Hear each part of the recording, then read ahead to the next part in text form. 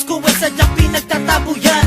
Kahit mga kaibigan ay walang pakialam sa kalagayan ko at hilig hindi maintindihan. Wala nakikinig at sarado ang isipan.